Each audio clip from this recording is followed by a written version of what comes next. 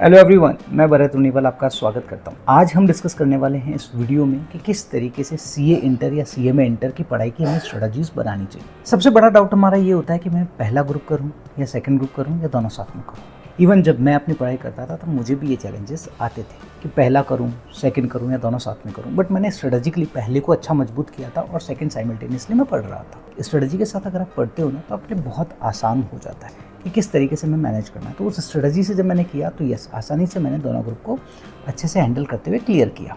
ये वीडियो आपको ना केवल अपनी स्ट्रेटजीज बनाने में हेल्प करेगा, बट अगर आप रैंक की प्लानिंग कर रहे हो तो उसमें भी बहुत हेल्पफुल होने वाला है। तो मेरे साथ यहाँ पर बने रहिए एंड तक, क्योंकि मैं जो 6 की स्ट्रेटजीज आपको देने वाला हूँ that will be the very helpful for all.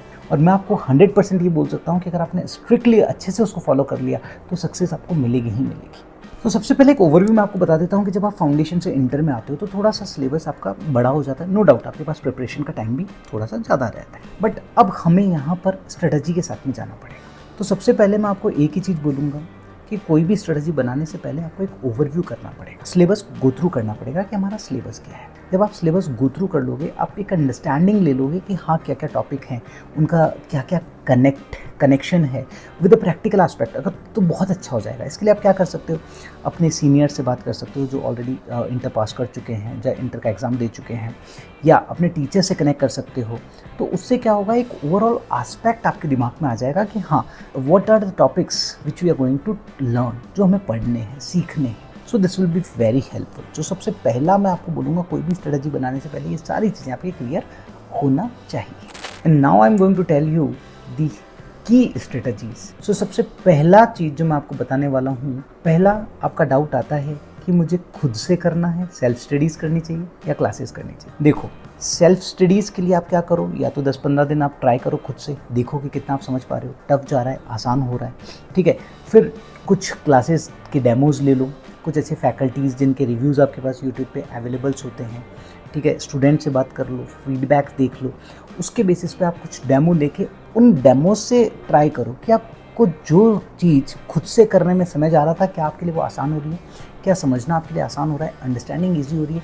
जब आपको लगता है कि हाँ ये मेरे लिए ईजी हो रहा है तो अकॉर्डिंगली आप डिसीजन ले लो। So it will be the best option कि सेल्फ स्टडी करनी चाहिए या क्लासेस लेनी चाहिए।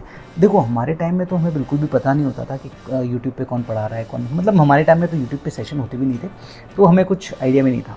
बट आपके टाइम में तो सारी इन्फॉर्मेशन ईजी गोइंग अवेलेबल है, so you can analyse each and every one easily और अकॉर्डिंगली आप अपना डिसीजन ले सकते हो। सो सबसे पहले स्टेप मैंने आपको क्या बताई, आपको डिसाइड करना है सेल्फ स्टडीज़ करनी है या क्लासेस लेनी है। नाउ द सेकेंड स्टेप, जब आपने डिसाइड कर लिया कि आपको सेल्फ स्टडी करनी है या क्लासेस के साथ जाना है, तो आपको अपना टाइम शेड्यूल बनाना पड़ेगा कि किस सब्जेक्ट में कितना टाइम देना है, किस तरीके से पढ़ना है, ठीक है। अगर आप क्लासेस ले रहे हो तो ऐसा नहीं है कि भाई मेरा पूरा दिन क्लासेस में ही जा रहा है, 10 से 12 घंटे 15 घंटे बस सिर्फ क्लासेस चली जा रही है, मैं अपनी सेल्फ स्टडीज़ नहीं कर पा रहा हूँ। सो it will be very harmful. अगर आप अपनी सेल्फ स्टडीज़ नहीं पढ़ पा रहे हो, मतलब समझ लो कुछ नहीं हो रहा है, फिर तो बेकार है, क्योंकि लर्निंग विदाउट चर्निंग वेस्ट, ठीक है ना। आप रिटेन नहीं कर पाओगे, आप एब्जॉर्ब नहीं कर पाओगे, और जब आप चीज़ों को एब्जॉर्ब नहीं कर पाओगे, रिटेन नहीं कर पाओगे, तो वो यूज़लेस है, कुछ यूज़ नहीं है। सो आपको बहुत स्ट्रेटेजिकल आपको डिसाइड करना पड़ेगा कि मेरे को 7 से 8 घंटे क्लासेस करनी है और इतने घंटे मुझे सेल्फ स्टडीज़ करनी है, क्योंकि जो भी मैंने पढ़ा है उसको मैं समअप कर पाऊँ, ईजी कर पाऊँ। मैं अपने टाइम में बिल्कुल क्लियर था कि भाई मेरे को इतने घंटे पढ़ाई क्लासेस करनी है और इतने घंटे के बाद जो मैंने पढ़ा है उसको मुझे समअप करना है, क्योंकि विदाउट समअप कोई फ़ायदा नहीं है। एग्ज़ाम टाइम में आपका वो जो समअप है ना, वही आपको हेल्प करने वाला है। समरी बनाओ, जो भी आपको टफ पॉइंट्स लिखे हैं उसे लिख लो, ठीक है। इवन मैं बोलता हूँ कि अगर आपको जो टफ पॉइंट्स हैं ना, उसे अपनी लैंग्वेज में लिख लो या अपनी लैंग्वेज में रिकॉर्ड कर लो, ताकि जब आप रिवाइज़ करने जाओ ना, सो उस रिकॉर्डिंग को आप सुनकर आप इजीली वापस से रिकॉल कर पाओ कि हाँ उस समय आपने क्या समझा था। जनरली होता है हमने आज समझ लिया और समझ में भी आ गया, बट वापस भूल जाते हैं, तो एक रिकॉर्ड करके रख लो, it will be very helpful. या अपने शब्दों में लिख के रख लो कि यार मेरे को इस तरीके से समझ में आया, ठीक है। चलो, तो सबसे पहले मैंने आपको क्या बताया, क्लासेस करनी है या सेल्फ स्टडीज़ करनी है। दूसरा, जब आपने अपना टाइम शेड्यूल बनाना है, whether you are going with the self studies और क्लासेस, तो क्लासेस में क्या होता है, बस पढ़ रहे हैं, नहीं, सेल्फ स्टडी बहुत ज़रूरी है, तो साथ में सेल्फ स्टडी का भी आपको टाइम शेड्यूल बनाना पड़ेगा, ठीक है।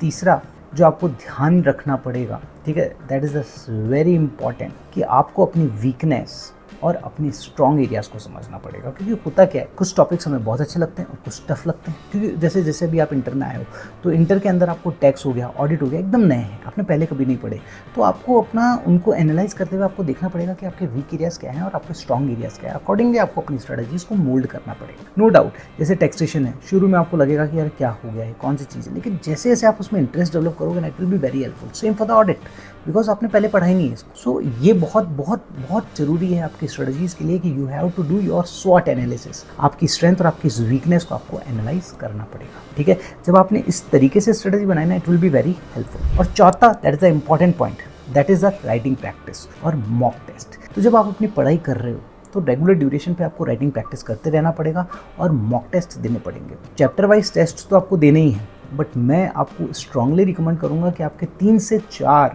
फुल टेस्ट पेपर हो जाने चाहिए। मतलब जैसे पूरा 100 मार्क्स का टेस्ट पेपर आपको देने, 3 से 4 टेस्ट पेपर दे दो, सो it will be very helpful. उससे होगा क्या, आपके जो कहते हैं ना वीकनेस है, वो आपको पता पड़ जाएगी कि लिखने में क्या इश्यूज़ आ रहा है, आप रिटन कर पा रहे हो नहीं कर पा रहे हो, आप लिख पा रहे हो नहीं लिख पा रहे हो, क्या चैलेंजेस आ रहे हैं, फॉर्मेट बराबर बना पा रहे हो नहीं बना पा रहे हो, ये सारे वीकनेस आपको पहले ही पता पड़ जाएंगे। तो एग्जाम टाइम में जब आप रियल एग्जाम में जा रहे होंगे तो it will be very helpful. कहते हैं ना, क्रिकेट में मेन मैच खेलने से पहले नेट प्रैक्टिस जरूरी है। So this is the net practice and it is very very important step. So जो भी 6 स्टेप है उसमें 4th step is very important step. और 5वां, कभी भी ना अपना डाउट लेकर मत सोना। एक सिद्धांत बना लो, डाउट आया है उसी से मैं ख़त्म करो। क्लास में टीचर से पूछ लो, स्टूडेंट से पूछ लो, फ्रेंड से पूछ लो, कलीग से पूछ लो, लेकिन शाम को जब घर जाओ और सोते हो ना, वो डाउट आपके दिमाग में नहीं होना चाहिए। क्योंकि अगर डाउट लेकर सोए ना, समझ लो वो डाउट हमेशा के लिए रह जाएगा, लेकिन क्लियर करके सोए वो कभी नहीं आएगा, है ना। तो ये चीज़ें आपको यहाँ पर ध्यान रखनी पड़ेगी। So this is the very very important steps जो मैं आपको बता रहा हूँ, आप नोट डाउन कर लेना एक एक चीज़ को, है ना। और अगर आपने उसे स्ट्रिक्टली फॉलो कर लिया,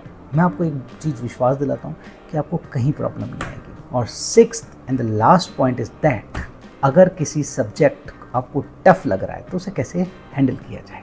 देखो सिंपल है, आपने क्वेश्चन पढ़ा, क्वेश्चन का आंसर पढ़ा, नहीं समझ आया, मैं आपको बोलता हूँ कि आंसर पढ़ के उसे प्रैक्टिकल एस्पेक्ट से कनेक्ट करने की कोशिश करो। इसका रिलेवेंस क्या है, इसके क्या क्या क्वेश्चंस बन सकते हैं, क्या सिनेरियो है, उसे रियल लाइफ से जब कनेक्ट करोगे ना, आपके लिए आसान हो जाएगा। नो डाउट शुरू में थोड़ा सा टफ जाएगा, but after certain practices it will be easy for you all. So yes, so अगर ये 6 स्ट्रेटजीज आपने अच्छे से फॉलो कर ली, सो येस मैं आपको विश्वास दिलाता हूँ कि आराम से आप एग्जाम्स को हैंडल कर लोगे और एकदम रिलैक्स होकर एग्जाम दे पाओगे, ठीक है। और आप मुझे बताइएगा कैसा लगा आपको ये वीडियो, और अगर पसंद आया है तो प्लीज़ लाइक करो, शेयर करो, सब्सक्राइब करो, और कमेंट के जरिए बताओ कि कौन सा वीडियो आपको चाहिए, ताकि मैं आप पे वो वीडियो बना देता हूँ जो आपकी स्टडीज़ के लिए, आपके एजुकेशन पॉइंट ऑफ व्यू से हेल्पफुल रहे। Thank you.